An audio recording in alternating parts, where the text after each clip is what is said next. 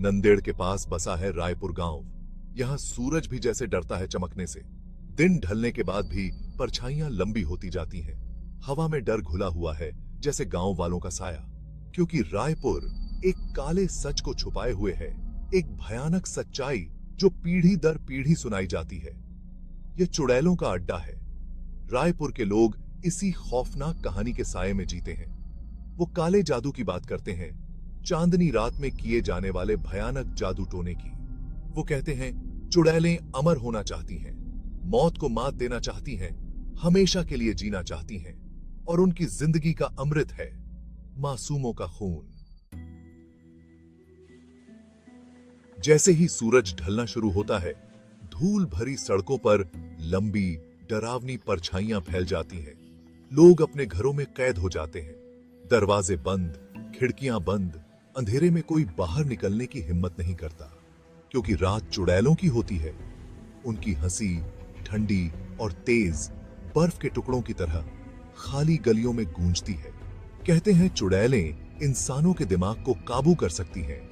वो अपना जादू चलाती हैं, अनजान लोगों को फंसाती हैं और उन्हें मौत के मुंह में धकेल देती हैं। जवान लड़कियों को घर से दूर ना भटकने की हिदायत दी जाती है, खासकर पूर्णिमा की रात। कहते हैं उस रात चुड़ैलों की ताकत अपने चरम पर होती है। उनकी खूबसूरती काले जादू से और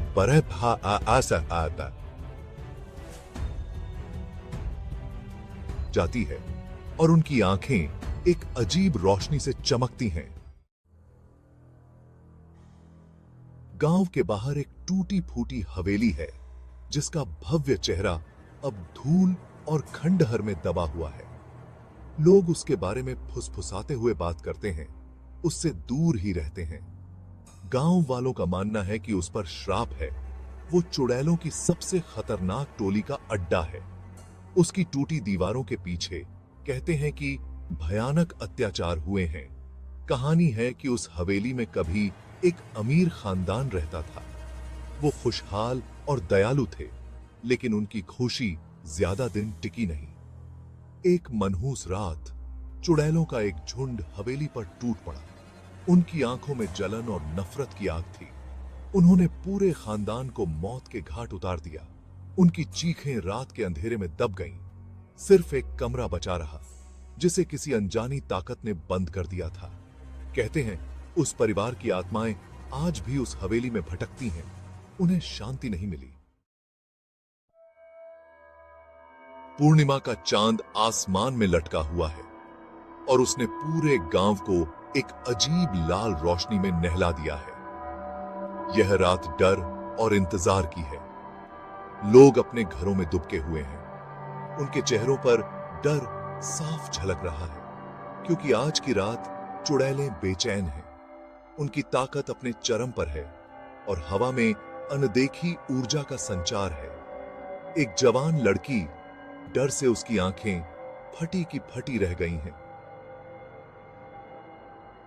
अपनी मां की साड़ी कस के पकड़े हुए हैं। वो दूर से आती मंत्रों की आवाजें सुन सकती हैं, धीमी और कर्कश, जिससे उसकी रीढ़ की हड्डी में सिहरन दौड़ जाती है।